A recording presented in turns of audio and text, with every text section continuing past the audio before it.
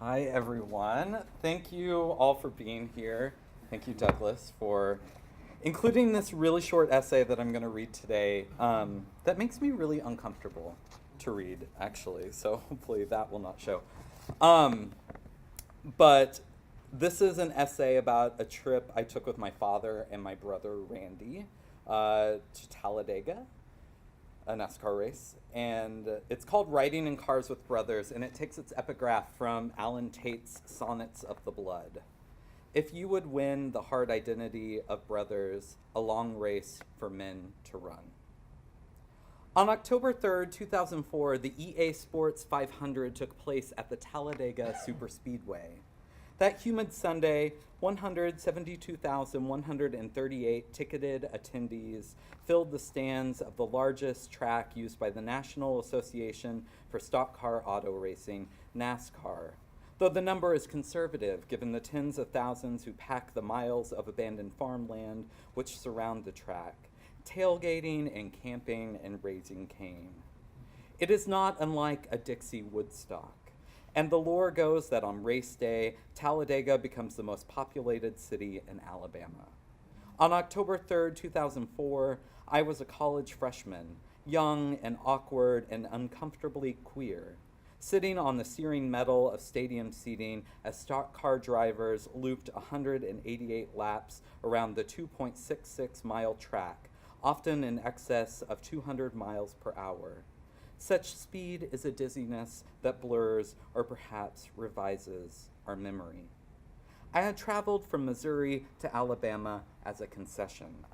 My mother guilted, a coercion I learned of much later, my father and brother Randy into taking me for my birthday.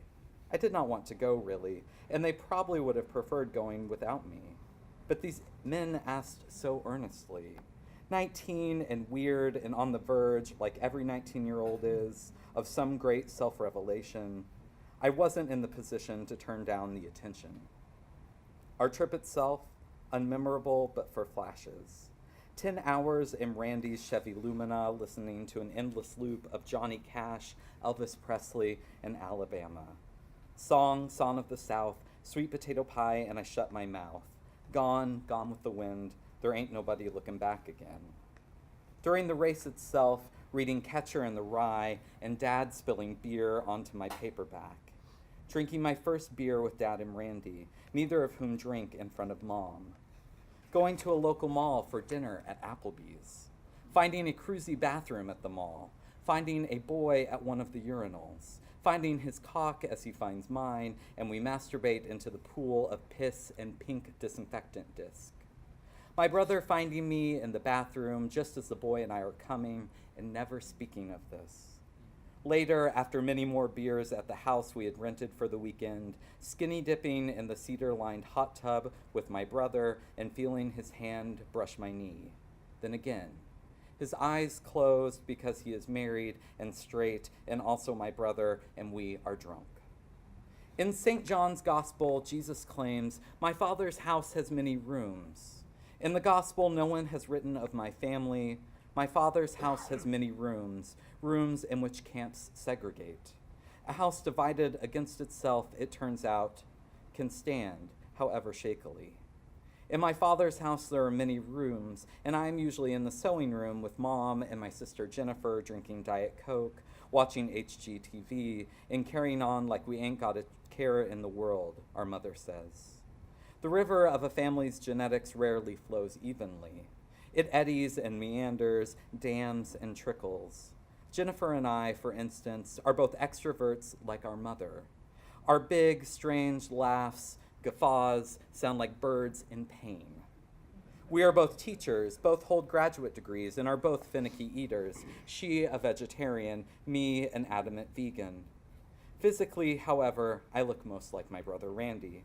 We are both slim, but not waifs, with the pale skin of our Welsh blood mixed with darker Hopi Indian. Our facial hair borders on red, and our smiles are crooked, turning higher on the left side of our faces than the right. And because we were drunk in a hot tub and we are brothers and he is Randy and our memory revises, the last thing I remember of that night is accidentally tickling his thigh, leaning in to kiss my brother, and his smile, like my own, making the kiss lopsidedly sweet and strange and familiar. No man in my family should drink. We are, in this way, very Southern indeed, taken by muggy nights to points of excess. My father, now sober, is an alcoholic, and my mother will not stand for this in her house.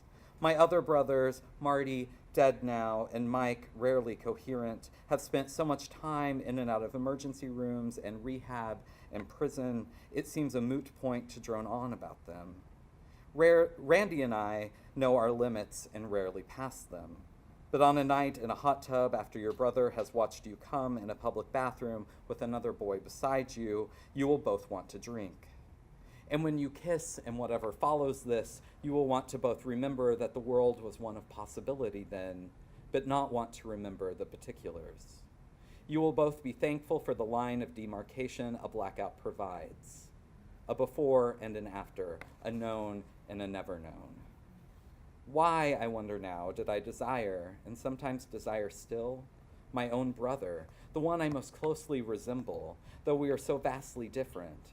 He, a father, a builder of palatial custom homes for the wealthy. Me, a writer, an almost doctor of American literature. Is this an exercise in queer narcissism? When I visit home during Christmas, my first year of graduate school, Randy asked me a question he has never asked before or since. What have you been reading? I'd been reading Freud, who has much to say on the subject of desire and the ego, of course.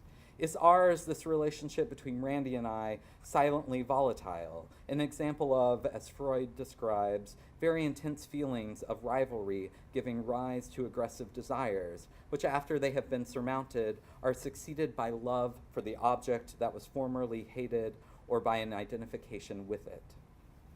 I know we sat alone and sweating in a hot tub in the middle of Alabama, where we were briefly just brothers at a NASCAR race. But I don't remember or cannot remember or do not want to remember what happens until the next day, when, hungover but drinking again under the hot Sunday sun, we watched Jeff Gordon wreck somewhere around the 150th lap, a wreck that would ultimately cost him the race. I remember later trying to make this a metaphor for what had happened and not happened the night before as we drove home through the lowlands of western Tennessee. I remember how strange it was that Cole Porter was on the radio, how he sang, "Read and let read, write and let write, love and let love, bite and let bite." How strange it is now that I think of Talladega and Randy and my sudden, quick, waning love for NASCAR. My queer love for NASCAR, much like my love for the South it represents and my brother. How I think about all this at a hip coffee shop in Washington, a city that, like myself, has a complicated relationship with its own Southern roots. This shop serves coffee in excess of $5 a cup alongside vegan pie. Today, I order the sweet potato and wistfully shut my mouth. Thank you.